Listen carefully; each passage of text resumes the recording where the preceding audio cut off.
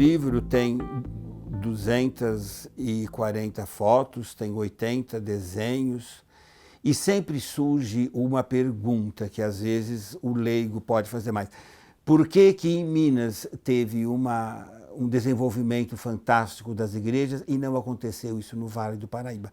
Isso não acontece no Vale do Paraíba, primeiro, porque as igrejas e as estruturas das igrejas do Vale do Paraíba eram muito antigas. Elas eram de 1690, 1700, quando Minas nem havia começado.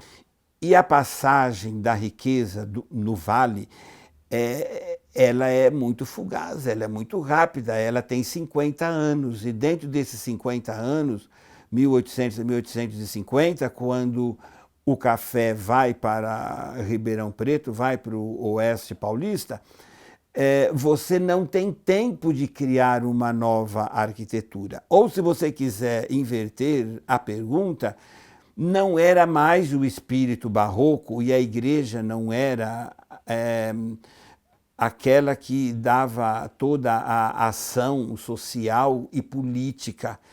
Mas nós estamos agora dentro do império e a figura do imperador talvez que fosse tão importante quanto a figura de Deus. Então era mais importante você ter um palacete para abrigar o imperador do que você ter uma igreja fantástica para rezar a missa, ou você ter as duas coisas. E essa divisão faz com que haja esse desenvolvimento civil, né?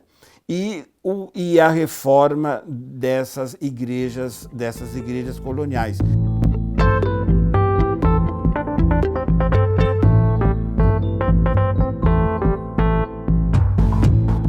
A arquitetura sacra, ela é o destaque, porque o pensamento do livro é a igreja como um centro irradiador de cultura, né?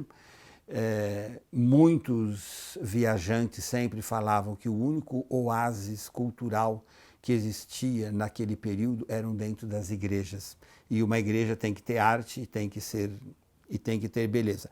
No livro eu começo com análise desde as capelinhas, aquelas capelinhas de encruzilhada, passo para as capelas dentro das fazendas, fora das fazendas, mas eu me preocupo mesmo com as matrizes, porque são elas que vão determinar, em volta delas, o urbanismo. Dentro da arquitetura e olhando dentro das igrejas, já que eu olho as fachadas, eu olho para os altares, que são chamados de retábulos. Então, eu tento fazer uma classificação desses retábulos, esses altares. Então, por exemplo, em Mogi ainda a gente tem um altar de 1630.